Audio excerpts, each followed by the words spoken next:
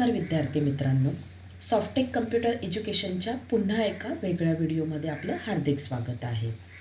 आपण सध्या मराठी टायपिंग जी आहे त्याची आपण सिरीज पाहत आहोत आणि त्या सिरीजचा हा आपला दुसरा व्हिडिओ आहे. ओके, मागच्या व्हिडिओमध्ये म्हणजे मागचा जो आपण एकच व्हिडिओ आत्तापर्यंत पाहिलेला आहे मराठी सिरीजचा, त्याच्यामध्ये आपण जी काही पहिली रो आहे म्हणजेच आपली मिडल रो, म्हणजेच त्याला काय म्हणतात ते होम रो, ती आपण पाहिली होती.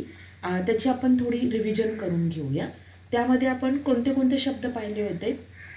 आपली जी बोटं होती ती कुठे आपण ठेवली होती, एस, त्यानंतर डी, त्यानंतर एफ आणि जी.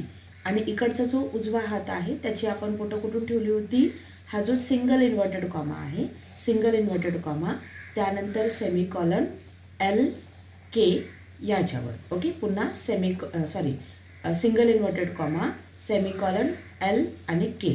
आणि उजव्या हाताच्या अंगठ्याने आपण काय दिला होता, स्पेस दिला होता. ओके, एकदा आपण रिव्हिजन करून घेऊया. तुम्हाला कम्प्युटर स्क्रीनवर तो जो काही लेसन आहे तो तुम्हाला दिसेल. म्हणजेच काय होता, पहिले मात्रा, त्यानंतर स्पेस, त्यानंतर क, स्पेस, नंतर पहिली विलांटी, स्पेस आणि त्याच्यानंतर तुमचा होता ह आणि स्पेस. ओके, आणि उजव्या हाताच्या बोटाने आपल्याला टाईप करायचं होतं करंगळीने अर्धा श, त्यानंतर य नंतर तुमचा आहे स आणि त्यानंतर होतं एक आपला काना. ओके, आणि स्पेस. हा जो काही आहे तो आपला काय होता, पहिला लेसन होता. आता आपला लेसन नंबर आहे 2, म्हणजे लेसन नंबर दुसरा. तर ह्या लेसन नंबरमध्ये तुम्हाला कोणते 2 एक्स्ट्रा शब्द टाईप करायचे आहेत. लक्षात असू द्या, हे शब्द तुमचे सेम असणार आहेत, म्हणजे एस, डी, एफ आणि जी. ओके, एक शब्द तुम्हाला एक एक्स्ट्रा ॲड करायचा आहे, म्हणजे तो कोणता आहे, एच.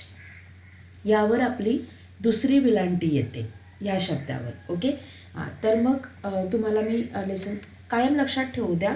होम रो ही जी आहे ना, म्हणजे ए पासून जे चालू होतं तिला म्हणतात ते होम रो. तर मग तुमची जी बोटं आहेत ती नेहमी कुठे असायला हवेत, तुमच्या होम रोवरच तुमची जी काही बोटं आहेत ती तुमची असायला हवं. भले तुम्ही इकडचे जरी शब्द जरी टाईप जरी केले तरीसुद्धा तुमची जी काही बोटं आहेत ती रिटर्न कुठे यायला पाहिजेत, होम रोवर. हा नियम फक्त टाईप करताना तुम्ही लक्षात ठेवा. आणि जर तुम्हाला जर नियम जर माहिती जर नसतील तर मी इंग्लिशची जी काही सिरीज या अगोदर जी काही बनवलेली आहे तुमच्यासाठी आपल्या चॅनलवर अपलोड केलेली आहे, तुम्ही ती पाहून घ्या.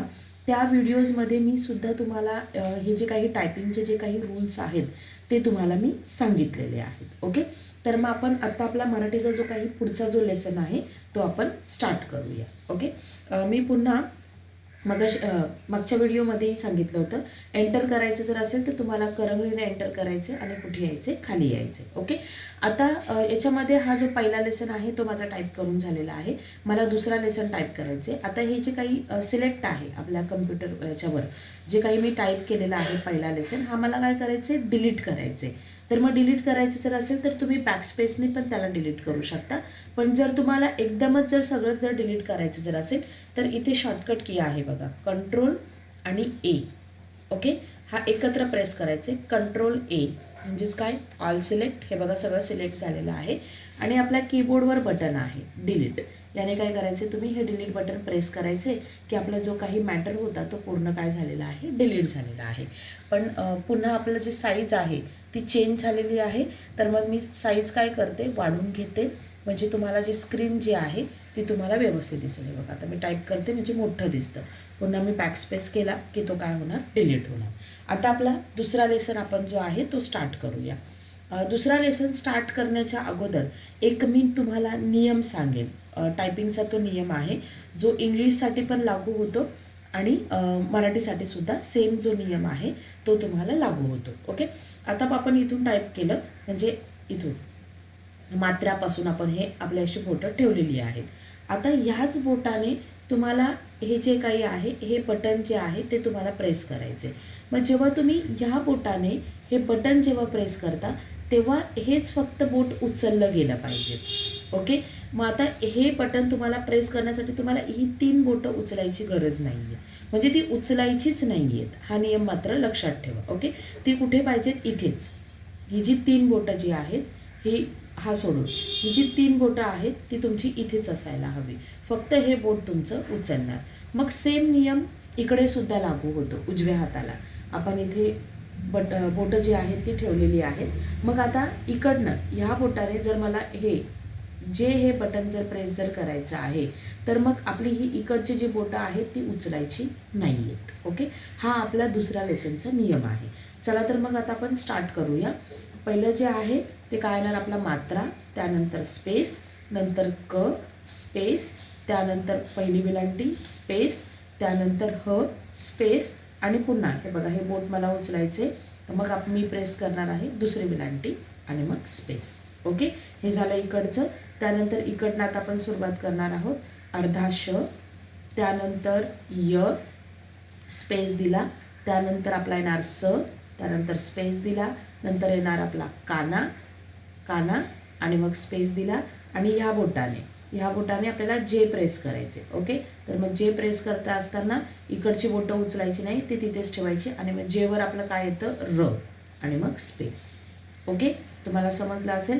पुन्हा मी एंटर देऊन खालच्या लाईनवर येते आणि तो जो लेसन आहे तो तुम्हाला काय करते मी पुन्हा एकदा जो आहे तो टाईप करून दाखवते. ओके, पुन्हा इथे बोटं ठेवली, नंतर येतो मात्रा, स्पेस, क, स्पेस,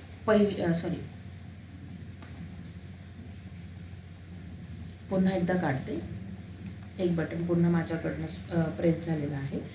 पहिल्यांदा येतो मात्रा, त्यानंतर स्पेस, त्याच्यानंतर येतो क, स्पेस, नंतर येते विलांटी, स्पेस, नंतर येतो ह, स्पेस आणि इथे येणार तुमची दुसरी विलांटी आणि मग स्पेस. ओके, त्यानंतर उजवा हात आपला श, अर्धा श, त्यानंतर य, स्पेस, स, स्पेस, त्यानंतर काना, स्पेस आणि इकडचं बोट त्याच्यावर येतो आपला र, स्पेस.